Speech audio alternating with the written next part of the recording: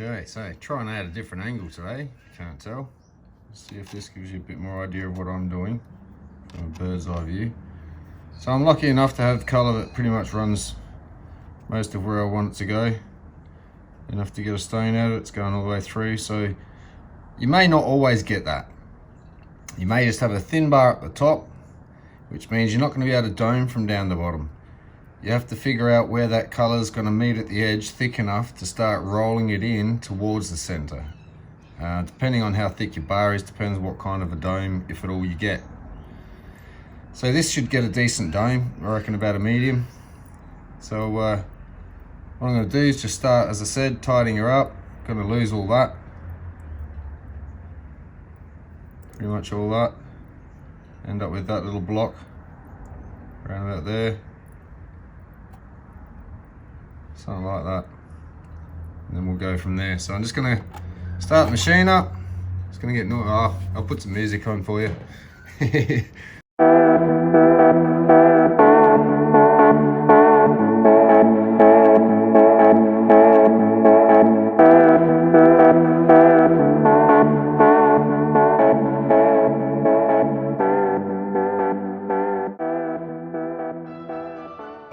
Okay, so I'm just going to quickly say something here. So I'm getting it down this end, but I don't want to really take the centre down, so I'm just bringing it down a bit more, but mainly on this edge. That was it. That's good enough for now. So I'm a bit lopsided there, so I'm going to flatten that up, square it up.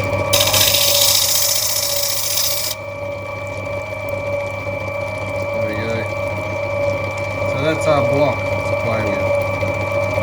Because this corner's going to get lost and then start doming over, I'm allowed to leave that. Actually, I'll just stop this now. So this corner's going to get rounded into the oval shape. And by that stage, this edge will come in thick enough, and I don't really need to just keep bringing it down till I get a nice actual block. So as long as I can see edge, that's then going to get obviously worked more and only get thicker. So we're going to go and, yeah, I might as well draw it up for you, show you the central bit, do the outside, to show you what I mean by that. We'll do exactly what I did in the picture. That'll hopefully make sense in reality. Because this is all, you're in my head. Okay, so as you would have seen in the video I showed you of all this stuff, I treated up. This is this stuff. That's what it starts out like. And that's how it treats up, so it's quite gorgeous.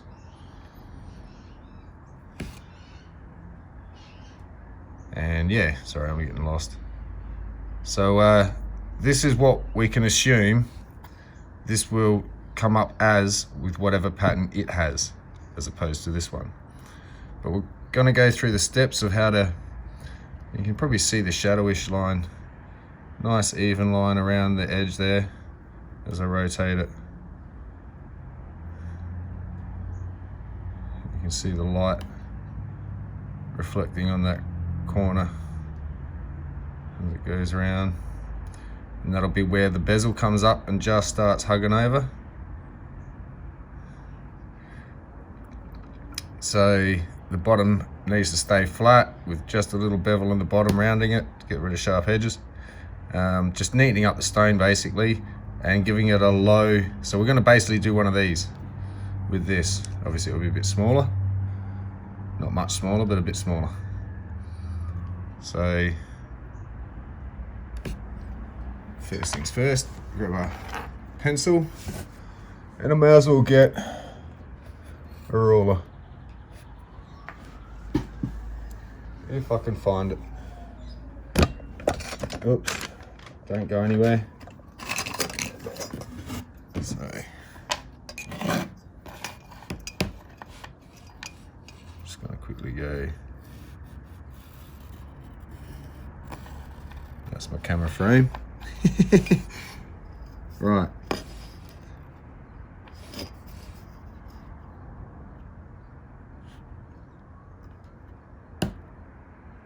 Roughly 15 mil. Roughly 15 mil, and roughly 24. Yeah, roughly 24, 15 by 24. Okay. So at 24, I'm going to go 12.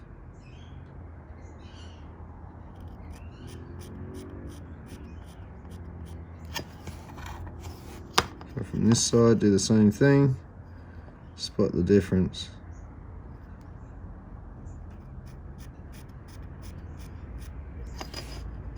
That's pretty good.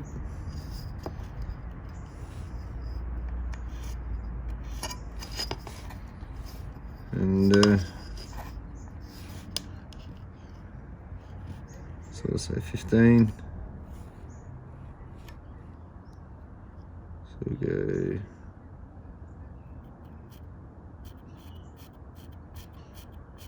7.5.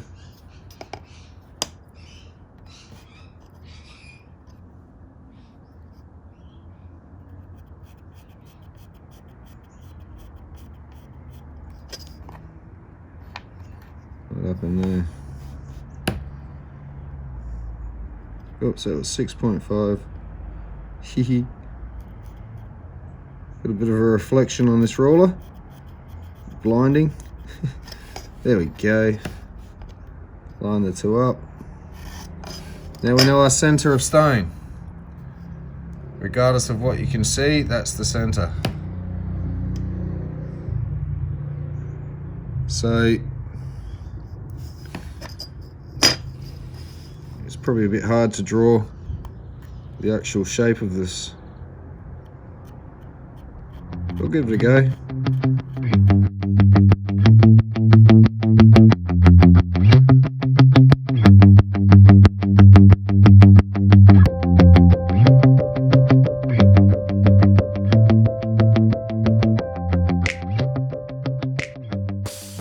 So there we go. It's going to be something like that. Now I'll do the line at the bottom after we've done the shaping, but that line will go basically all the way around at an even height. And again, that's going to represent your bezel line or your claw height line, where it starts to fold, you know, as the bezel comes up the edge and then folds in, or the claw comes over and it needs an edge to hook onto, and that's going to be your edge. And the even you keep it, the more uniform your bezel will look, or your height of your claws. Otherwise you'll get one creeping up halfway over the stone, one little low one. That would be all odd. So that even you can keep that base. Now we've got it nice and flat. We can sit the stone flat comfortably, knowing it's going to be straight, flat T. Yeah, as long as the top of our dop stick's flat, it'll sit like a T. Capital T. So that being that, you can assure that if you get that line set, it's even with the bottom all the way around.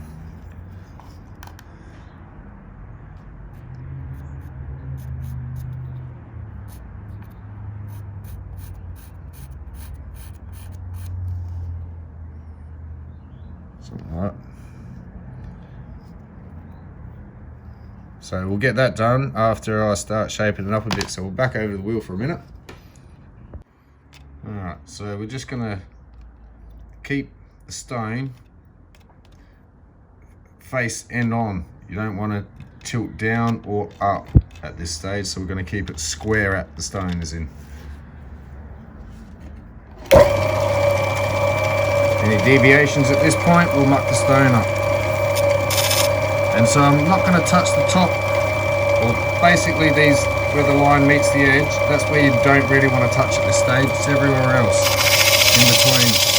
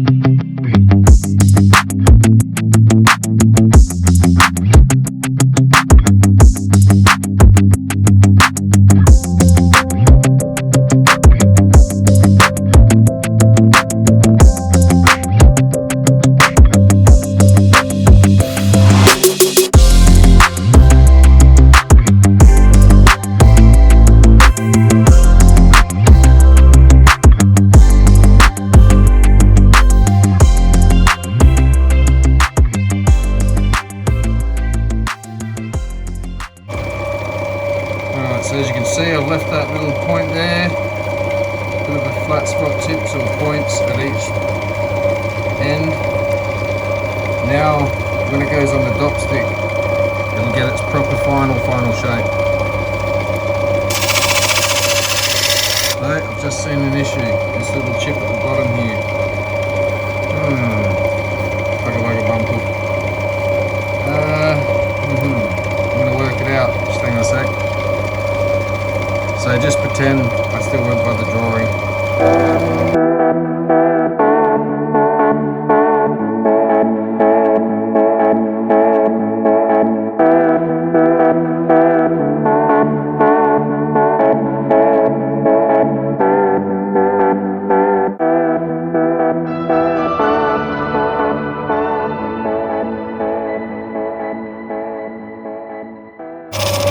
Anyway, that'll do for now. Those are over for all intents and purposes. Sorry about that. Just pretend I didn't do that. It's insignificant, I can deal with that at the bottom afterwards. So we'll go get this on a dop stick. Alright, sorry to do this to you, but quick lecture before we get started. So, right here, we have a representational candle.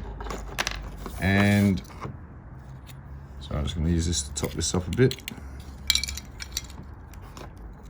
Keep my candle topped up with wax, that way when the wick burns the wax away, the wick lasts longer by topping the wax up. Anyway, so that's our candle.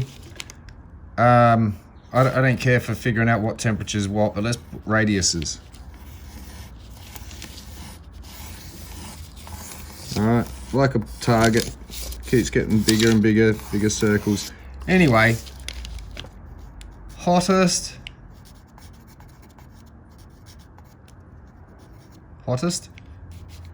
hot, warm. Okay, so if I hold, and I don't care how, this is the sun, this is the planet, all right? I don't care. Look how hot the sun is, and look how far away we are that we only get like a 40 degree, 45 degree day max. Probably about 50 out the outback. Or a 20 degree day, or whatever we get. We don't get 2,000 degrees like the surface of the sun's burning at.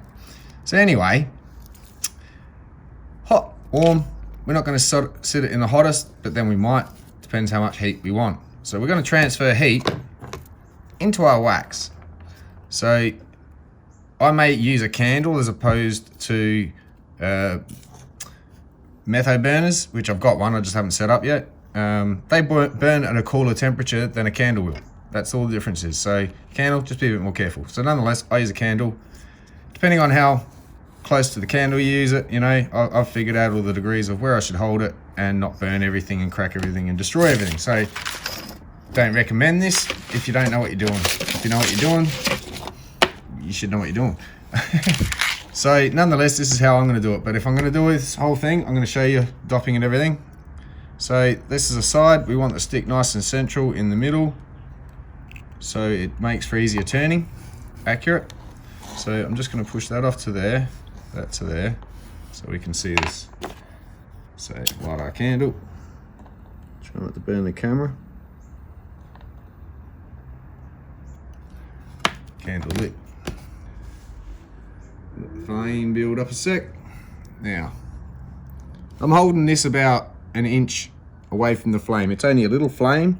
It's not producing massive amounts of heat, so I'm not going to burn anything, all right? I keep this moving, that way no much heat gets to one spot. The faster I turn it, the less time it gets to heat up, because it's not sitting in front of the heat. So you just keep it spinning. Sooner or later the wax gets soft. When it gets soft, I can now start pushing in the sides a bit from the last time it was dopped.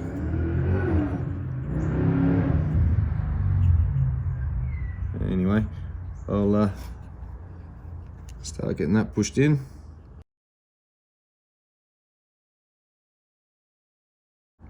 And I don't get the stone hot. You'll know what I mean. The stone can handle hot wax, clearly, because I'm about to put hot wax on this stone. It's not going to hurt it. Shocking it is what hurts the opal. You don't want a sudden massive change in temperature. So this is a cold stone. going to give it a bit of warmth. I'm not going to sit it right on top of the flame, but I want to be able to feel the warmth, heat the stone up and get it at least warmish. I've still got to be able to hold it, so I'll keep my fingers back, let a bit of heat radiate, control the heat and direct it that way by putting this bit of wax here, and it stops the heat going this way and bounces it back that way. It gets both warm, bit of warmth on here, start getting this nice and runny at the top, bit more warmth here. If this stone's too cold and the wax won't stick, it'll just get chilled at the surface of the stone and start cooling the wax down and not actually stick. So I can feel that's getting pretty nice and warm. So now I can get the wax going.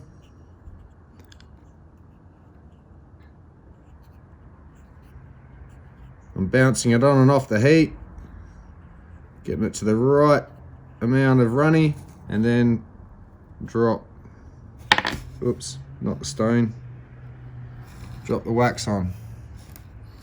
So from here, let's just make sure it goes right up against the stone and come out over the sides a bit. That's great, because what I want to be able to do is kind of wax weld. So what I'm going to do is this bit of overhang I'm going to get hot, and I'm going to get it to lip right up against it rather than, let's see if I can quickly draw this while I'm doing this. Oh, there's a pen. With the stone base, where the wax is on the stick, it sort of goes up and then rounds back like that. And I don't like that because water gets into here. So what I like to do is get the hot wax hot enough that it actually does the lip thing. What do you want to call it? Where it actually goes right up against. So I'm going to get that and start wax welding with it. So I'm going to heat it up. I'm not going to hurt the stone. I'm going to bounce it on and off, and I'm just going to get the hot wax. Once the hot wax it runs, I can move it around and the stone won't get any more hotter, but the wax stays melted. And of course the stone can handle the heat of melted wax. So we're all good. We're all good. No panic. Bounce it on and off. I do everything through a set of goggles too, people. I don't know what you guys do. If you've got glasses, if you've got a great sight, I don't really care how good my sight is. The better I can see, the better I can see. It's as simple as that. So there we go. It's all welded around there. Now I'm just going to make it sit definite flat at a T and central with the stone. Sorry, I'm doing this side onto you.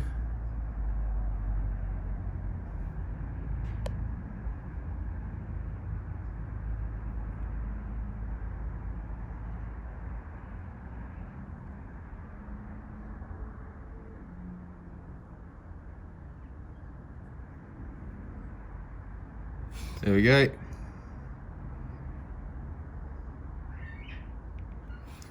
Dip it in a bit of water. The water won't get in and under the stone, and it won't peel up and off.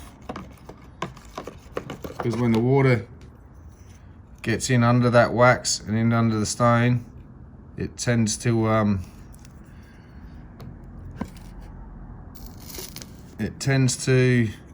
cool the stone, and shrinkage happens where the wax slowly pulls away from the stone, and the next thing your stone goes ping and flying off the wheel. I'll see if I can get close enough you can see what I mean. So I've got it lipped right up like that all the way around.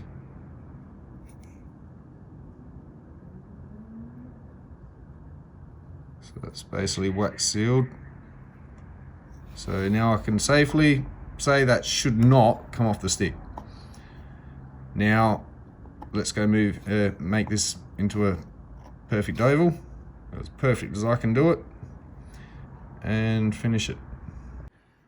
Okay, so as I said, first thing to do is get the shape finalized, and I'll put that little line on the bottom.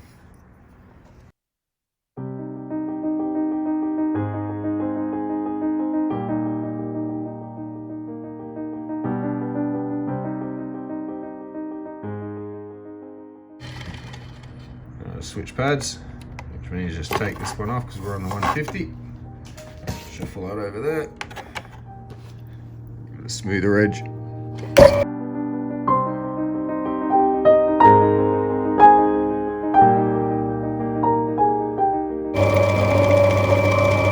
that to me is looking very good.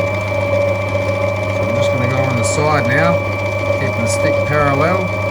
As I turn around, this distance here is going to shrink like that, and if I leave it up there, it'll go out on an angle. So what I've got to do is, as I turn it, come out like a crankshaft.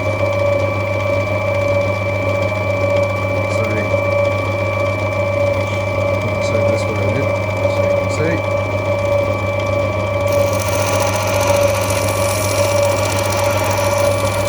And I'm only very lightly doing it, and I'm making sure I can feel the movement through the wheel, and I'm sure you'll understand if you use one, that you can feel, you know, that feeling, that grind, that evenness. You can hear it, you can feel it, and you can tell that it's even. So I'm just doing it even so I don't change the shape, and only lightly to get rid of any marks from the last wheel.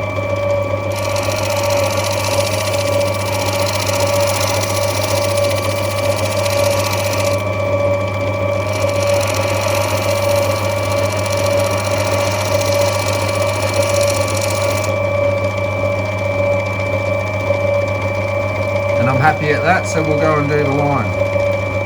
Alright, as stated earlier, we've got a nice flat base, so we can trust that flatness as our guide.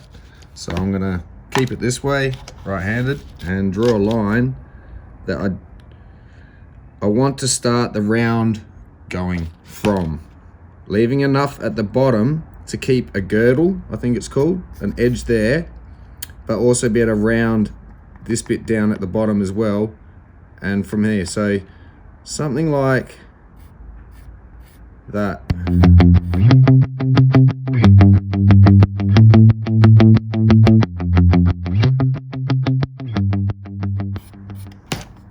Now some of that line's going to disappear as we do this, but what I might do, I'll colour up here. That way we can see where it comes down to. So as I bring this top down, you'll see it come down, and I'll stop at that line, and that line needs to stay there the whole time. Then when you look at it from the top, it stays that shape. You can do whatever you want to the top, look at it from the, as in over to face it. You can scallop it, you can divot it. You look at it that way, it's an oval. So that sets the shape. Now, I may just have to quickly measure again and just get this the rough center. So basically that's our center there anyway. Right about there. Oh, now I've done it.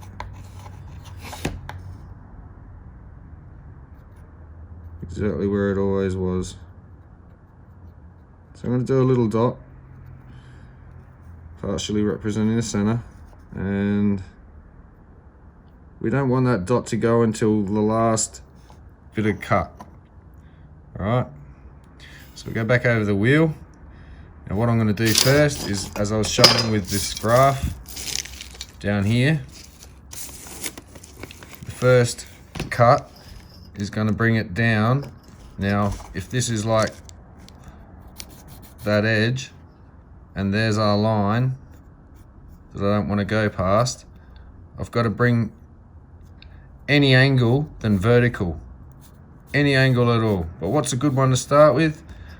One that gives it enough hook, so you know when your claw or your bezel goes over, not too much that you have to go, oh now the dome has to be too low, because you know, oops, like say top of the stones there, you don't want to give it an angle pointing straight at the center,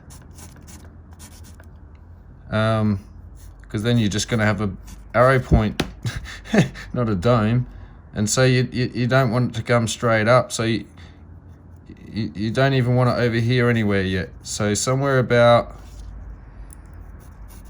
I think a few people say 10%, or I don't know what that even means.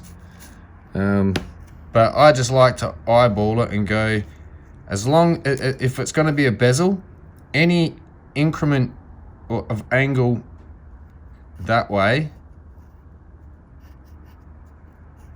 will shrink the circle and hug the stone, keeping it in and locked in from coming back out. But if you want claws, you want a bit more to hang over, so we won't go too deep. We'll go something like that, because the next one's going to be something like that, and then slowly like this we have our dome. So anyway, first one, I'm going to hit the wheel at something like that angle. That's basically what I'm getting at.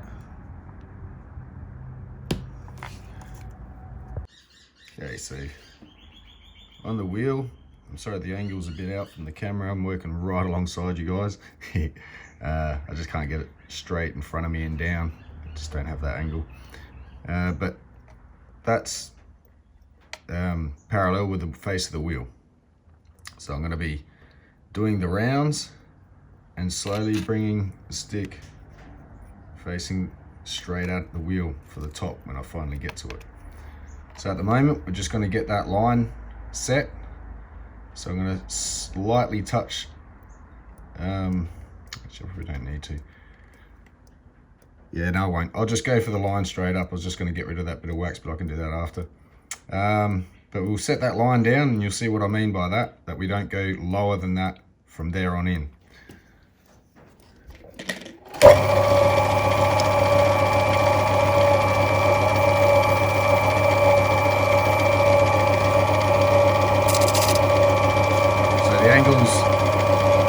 Parallel there, so I'm going to bring the stick slightly out from my angle.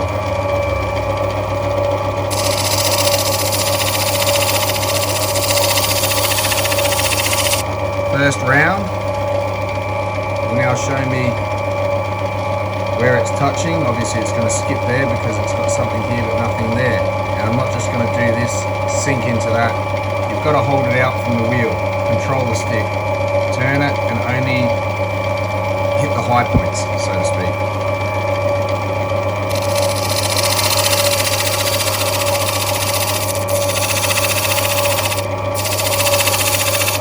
I don't know if you can hear it coming off the wheel when it gets to that gap. The next round it's starting to get down low. This is still up high, so I need to bring this down to that before I bring the rest of that level there down to there.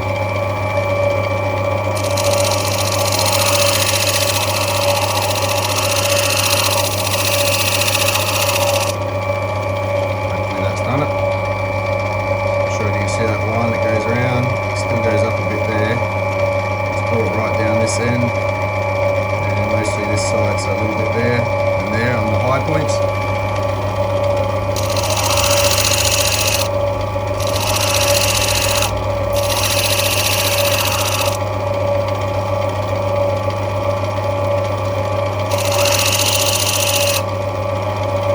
There we go.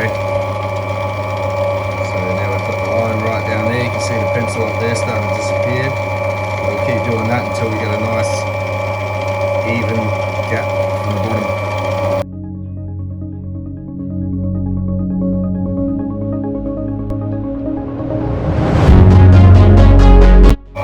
Keep it even as we go down, that way we don't get any wobble uphill there. From there.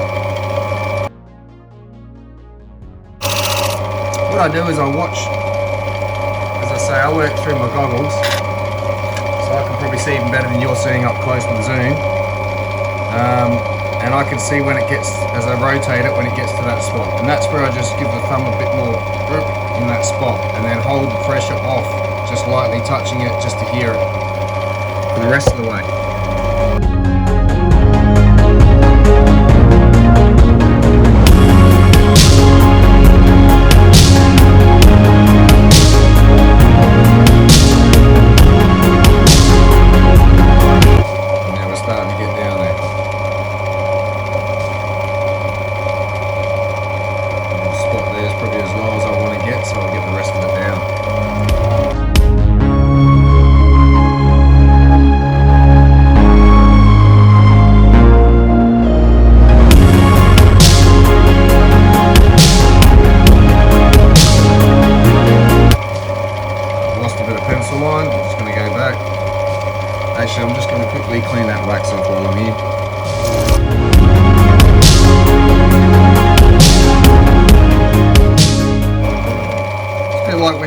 standing timber, and you want to see where it dips down, and you give it a bit of a colour in, sand over it flat, and you can see the dips.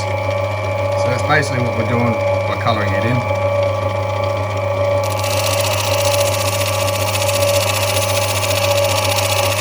Again, I'm really doing this for demonstration purposes. I don't do this all the time. With the pencil anyway.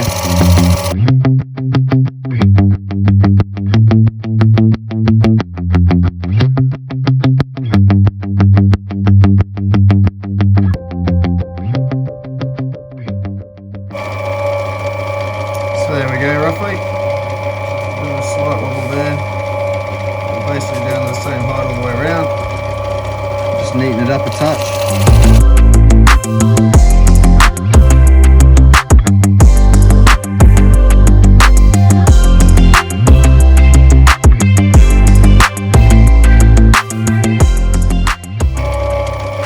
Alright, so now I'm going to bring it up from that line, and the next increment is going to go the next angle in. But I don't want to bring that down all the way to that line. So what I'll do there, and again I'm only doing this to highlight. So the next angle I'm going to bring from there that way and only down to about that line for now.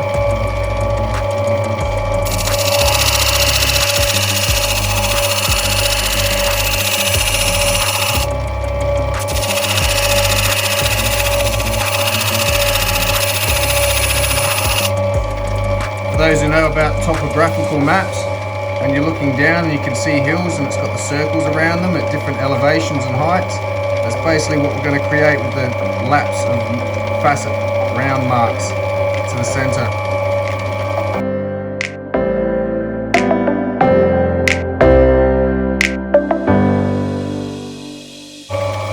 And by doing this, you can see it's got the vertical flat edge on the side.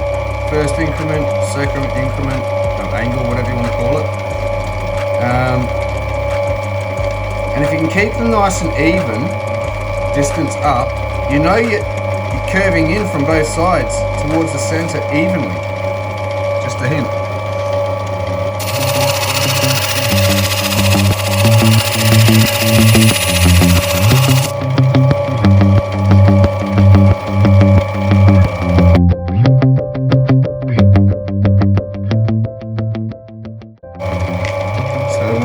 One. I'll show you the purpose of this in a sec. This will all start making sense, just keep watching. Again, I don't draw this on every time I cut a stone. It's for your benefit to be able to see. So we're going to do the same, different angle.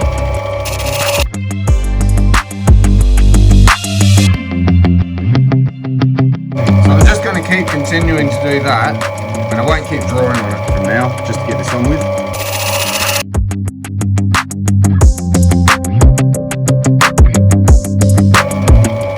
Trying to keep it even. It meets to the middle, start getting that circle right in the centre. You see our dot's still right in the middle of that patch.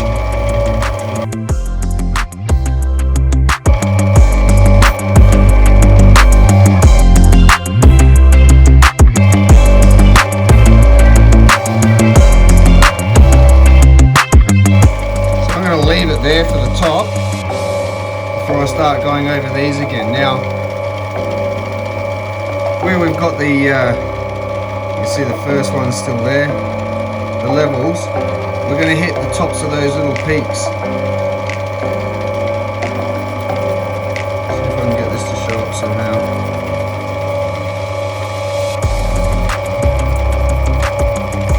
So this time, because I'm hitting the peaks, it's going to take away lines, leaving lines.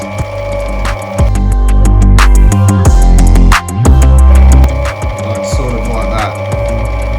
So you just keep hitting the many peaks as you create. If you get rid of one, you can create two. Get rid of one, create two. If you're not, then you're going too far into the next one, joining them.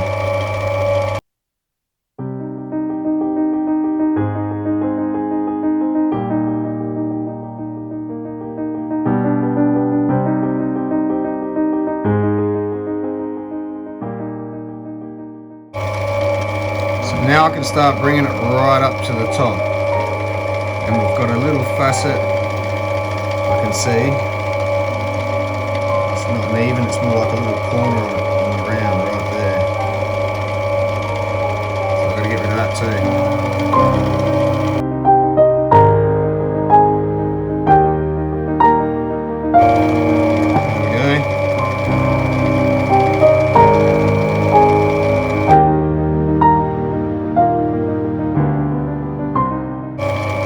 So I'm going to stop at that. I like that shape. And the next wheel, I'm going to change the from this to this.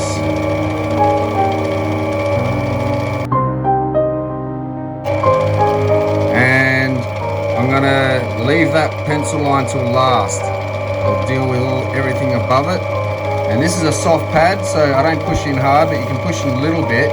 And it does more than just a flat facet, it curves. But that doesn't mean I want to keep traveling the same way, or I'll still just get those facet marks polished. And I don't want that.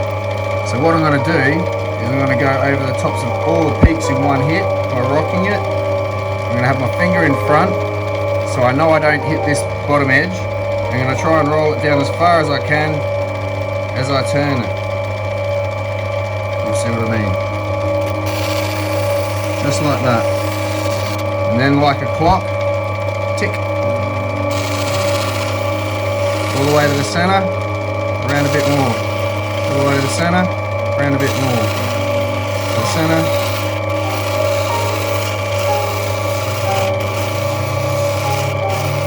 And I'm not going to press hard because this wheel can still take a bit more off than I want. This is just going to start taking the facets out. The next wheel will even get rid of any marks that this even leaves.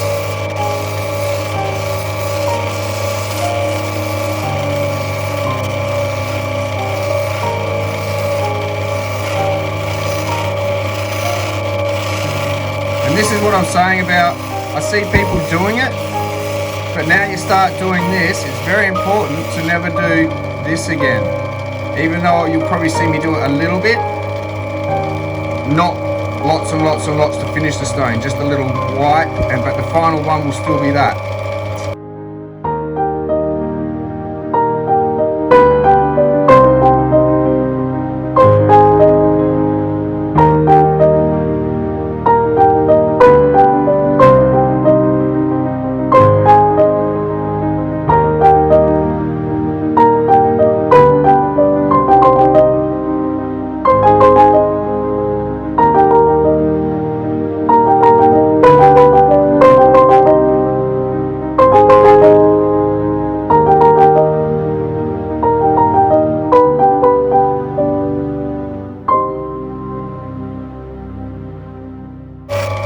Only doing the edges just enough to get the last wheel's marks out.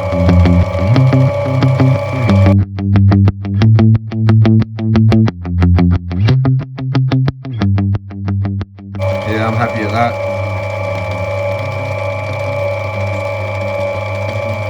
Next wheel. So I'll just explain, I'll just explain a bit of what I'm doing, and then I might just speed it up a bit for you guys, just to get this video happening. So again, rocking. This one I can start bringing it right down without worrying about ruining that little setting edge, the top setting edge, where the bezel or claw closes over it.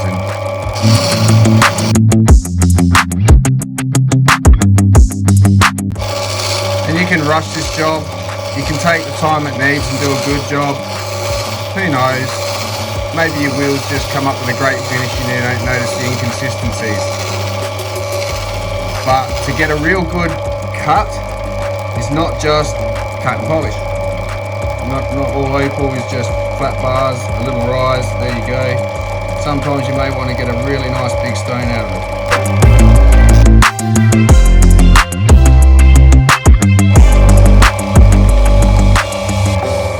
Maybe start to see the shine over the top, starting to come up. Now this pad for this stuff is one before polish. So from here I can go all the way down, not a problem. It's not going to hurt the stone, it's just going to polish it, but I'm going to pay more attention to the top.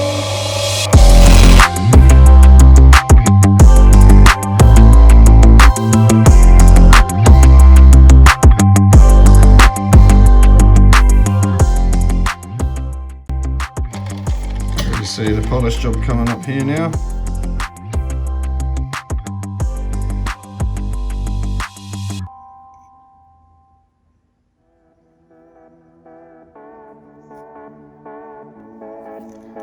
This next pad's the last one, the matrix. I won't put this on serum.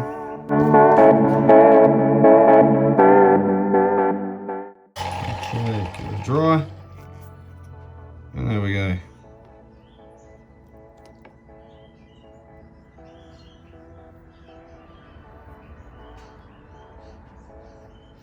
Totally polished, all the facet lines are out.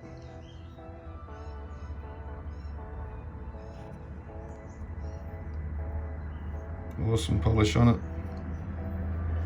It's still oval.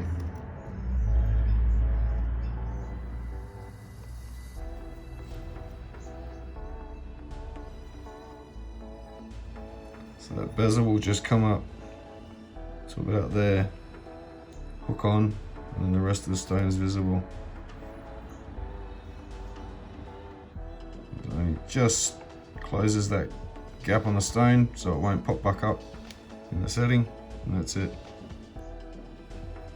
So I'll finish the back off. I'll quickly re-dot the top and come back. Okay, so that's nice and flush and flat on the bottom. We don't really need to do much, but just give it a light tidy up. And then I'm going to slight bevel those corners to get rid of those little chip, because we don't want that hit sitting in a setting, and as you push down it gets a bit of a lip of solder or something and it cracks that edge. And we want a flat bottom, but we don't want to disturb it because it's already central and flat and square with the top. So just a very light one, skim the edges on the corners, and I'll show you what I mean.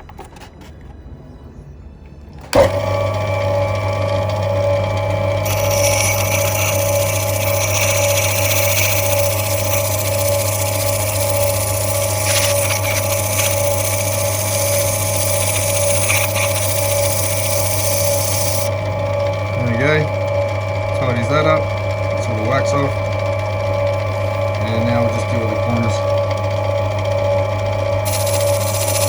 Now just run down the edges on the sides first, because it somehow doesn't chew as much away from the long edge than the short edge. So I do a couple of strokes on the sides and then a full round or two to blend it.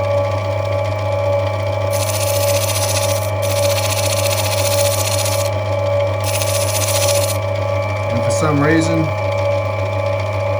don't chew too much away from the corners then, and it's somehow just exactly the same as the sides.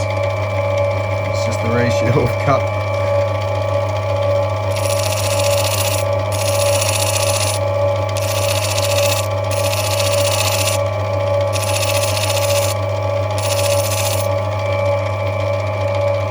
And there we have it.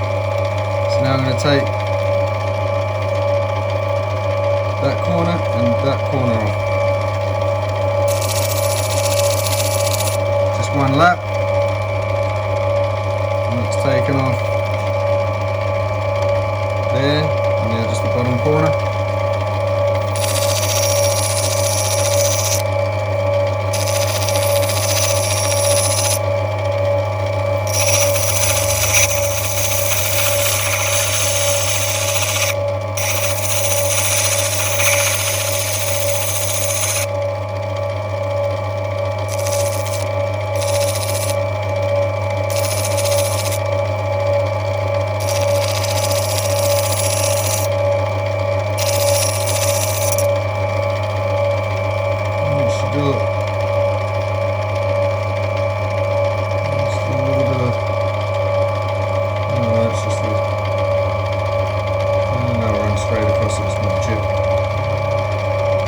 There we go.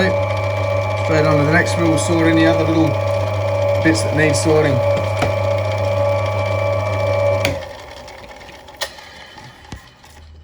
So it's just a case of going through the pads again, tidying the back up, making it nice, even though it's probably going to be closed in.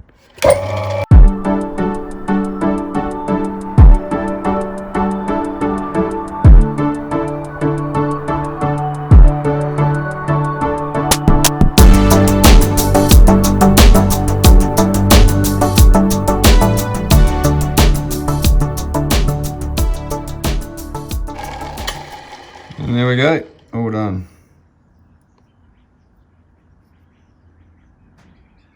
Beautiful. Even though it's not going to be seen. And here we have the results. So, got a nice polish over it, that's for sure. It's definitely got the colour in there. May not transmit too much or emit too much colour at the moment. But hopefully once treated, like its partner over here, the colour becomes more visible. But anyway, that was more of a demonstration cut on how to get an even dome.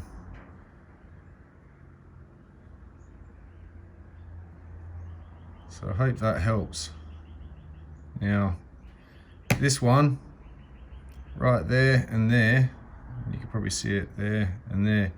I could have probably taken a bit more off there and made that more of a nice round, but it's a bit bullnose, but that's okay. Would have been sacrificing more. And the surface area, for the kind of stone it is, didn't really have to be had that done. Retained some size. The more surface area, the more dome, the more viewing space. The lower the dome, the less viewing space. A flat, yeah, it's like if you got the planet and unwrapped it, the top layer, you'd see how many times bigger it is than just looking at the round planet. Anyway, so that can have a nice low bezel, as I was saying earlier, very low, maybe 1.5 mil to 2 mil maximum, and that'll hold that beautifully in any piece of jewellery. So one thing left to do with this one, like this one's got to be treated. So we'll just go for a quick walk. Try not to get stain in your face.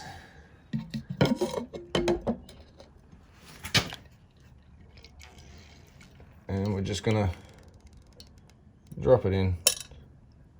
See you in a couple of days. So that's the end of this one. Hang on a sec. Sorry, thought I'd just come over the seat and explain a bit more. So with these stones, yes, you can have that low bezel, or you can put some claws, there's not a problem. Luxury is the size of this material is big enough to get the full stone without cutting corners here and there to, you know, keep the thickness, because it's such a small piece and you got to do what you can to keep it structural.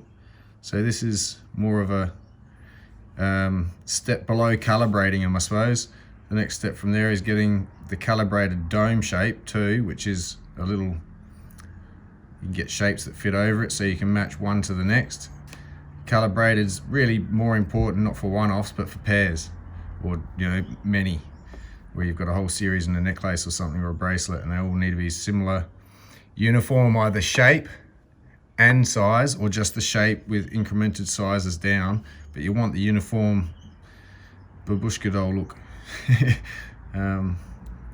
So that's when you get out the ruler, you measure at the stage that you've, when I got to that stone I just did, and I said about that bottom line, you leave. Once you get them all to that stage with that bottom line there ready to go, and they're all the same width and length and oval shape, that's when you can start cutting them all uniformly and keep them calibrated, which is a different ball game altogether.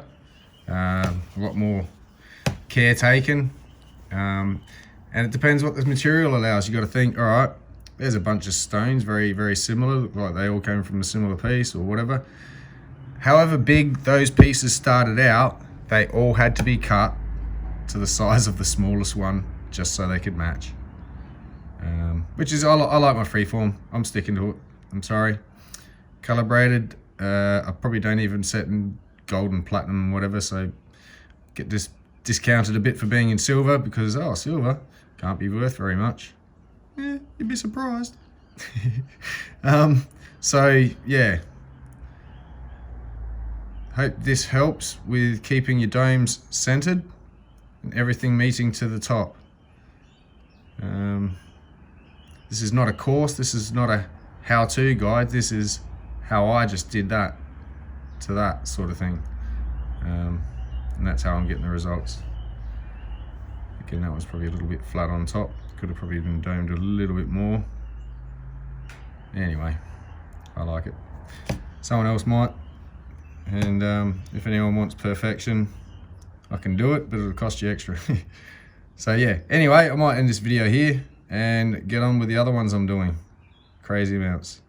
So where I just put that opal in the sugar, there's a couple more in there, so that'll go in with that treat, and you'll see the results of that one when I do the video on those other ones, which I'm in the middle of. Gonna have to make some rings, I think, next. So yeah, quick video. Hope that answers some questions. Why the cut's important as far as keeping a nice even edge for the setting to be nice and even, and freeform's great, but that's why I like custom. Sorry, I'm rambling on again. That's why I like customizing my own settings to the stone. Some people make the settings all calibrated, beautiful, and then it's like, has anyone got an opal that fits it? So you got to cut one down, and anyway, I do it the other way around. Cut the stone, then make the jewellery. But yeah, it still helps to have a nice cut stone to work with, and your jeweler will love it if you can cut straight. So there we go. Cheers.